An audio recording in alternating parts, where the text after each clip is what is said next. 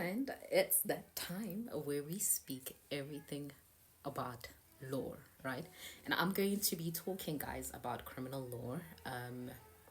This is one field I feel like I am, let's just say, Gincha law, Gincha criminal law, for lack of a better word. Let's just say that, right? So I'm going to be touching mostly on bail application. This is a very serious topic. Now, this topic does not go in isolation. Before I get to that, I need for you to understand where or how it comes, or at which stage do we then speak of bail application, right? Now, I'm taking it from the time in which one was arrested. What happens from being arrested, right? So, from arrest, you're then taken to the police cells. Please, it does happen, right? Where you would find that police officials want to drive you around and take you to certain places. That's not within the law, right? That you can communicate. Keep quiet when it happens. Keep quiet. As long as your life is not threatened, just keep quiet. Save it for your lawyer and communicate that for your lawyer. And then your lawyer will know how to deal with that thing, right? If it does happen. If not, you're going to the police cells and you are most likely to sleep there once an arrest has been effected, because you're not going to get arrested now and then a few hours later you're in court and then they're doing the bail application. No. Then we touch on what?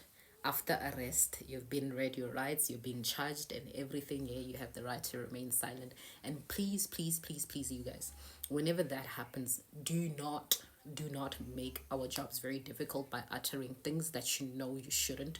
Do not admit to anything. Do not in any way tell them what happened. Just keep quiet. Just keep quiet, because of anything you say can make my job very difficult. If you already admitted it, yes, we can deal with it, that maybe the admission was not done within the right scope of doing things, but I would advise for anybody to always remain silent. Do not admit to anything. You are most likely to be kept in the prison cells within 48 hours before you even appear. So say you're arrested on a Friday, you're most likely to appear on a Monday, provided that that Monday is not a public holiday. And if it is, and that other Tuesday also is a public holiday, for instance, like a long weekend, honey, you're gonna appear on Wednesday, and that's okay, right?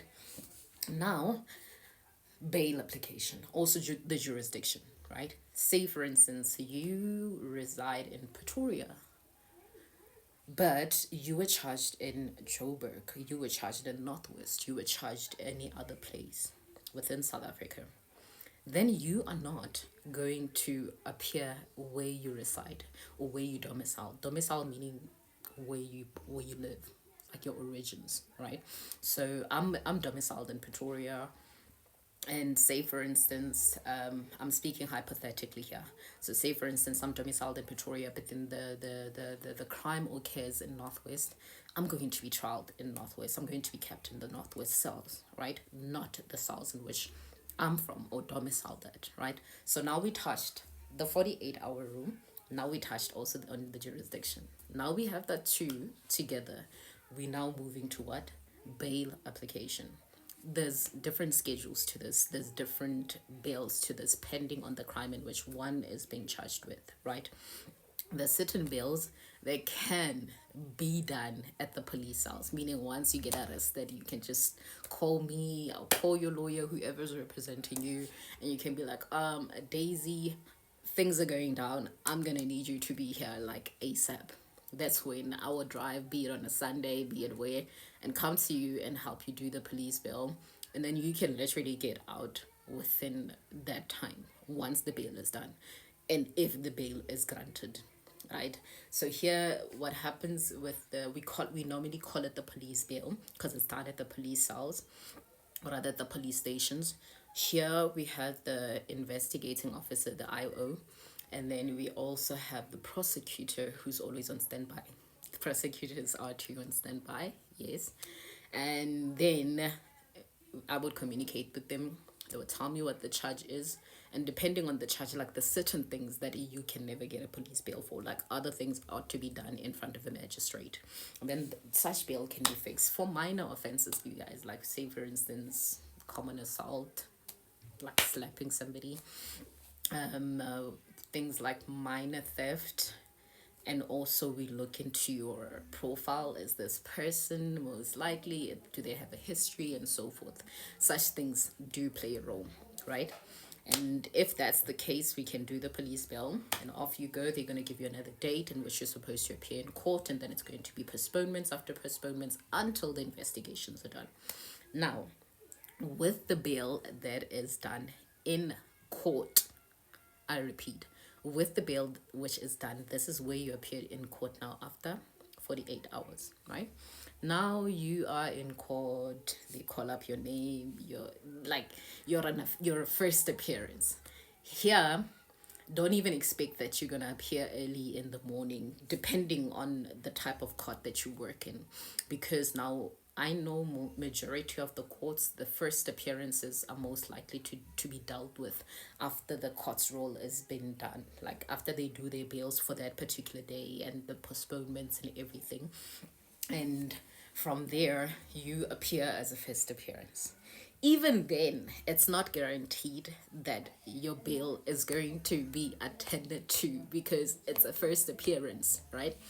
However, when it does happen, it normally happens in situations where you're released on warning.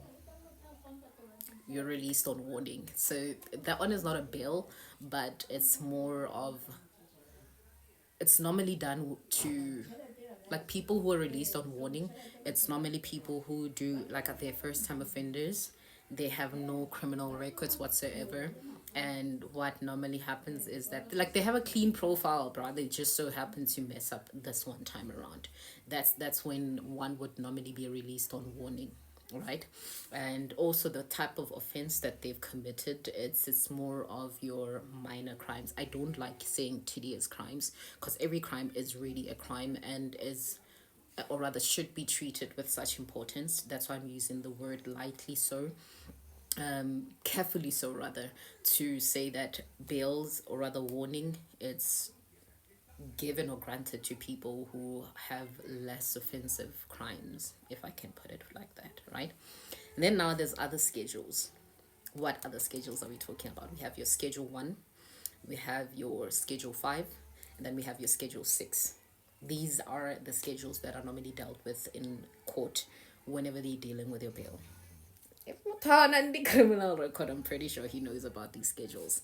Schedule 1, it goes back to somebody who's more likely like the one who was released on warning, but maybe the amount that is involved, say for instance the item that was stolen or anything like that was of a higher value, then they'll be like, nah, somebody, this person needs to pop up something for us to be sure and secure that they are going to come back. And remember, guys, bail money is not money that you just give to court. It's not the court's money, it's your money. They just keep it, and once the matter is being dealt with, it's you saying, trust me, you can keep me at home, I'm going to be honoring your word. If you say I must come here, I must be here at this time, I'm gonna do it. If you don't, we keep that money. Like, not just automatically keep it, they would normally like issue a warrant and postpone it for a certain day. It could be like 7 days, and if you don't appear within that particular time, then you forfeit that money. So it's not just something that happens automatically. With schedule 1, like I said, it's mostly of your less, like, offensive, and people with, like, your profile, you don't have previous convictions, you're a first time offender, then that's a schedule 1. And there, other, depending on who's your magistrate, there we don't even have to affix an affidavit. We could actually do it ex parte, where I would be addressing the court and saying, this is my client, he has children, motivating, like, mitigating factors, basically. Mitigating, that's when I am saying, hey, this person doesn't have money, he is not working, and so forth and so forth and so forth.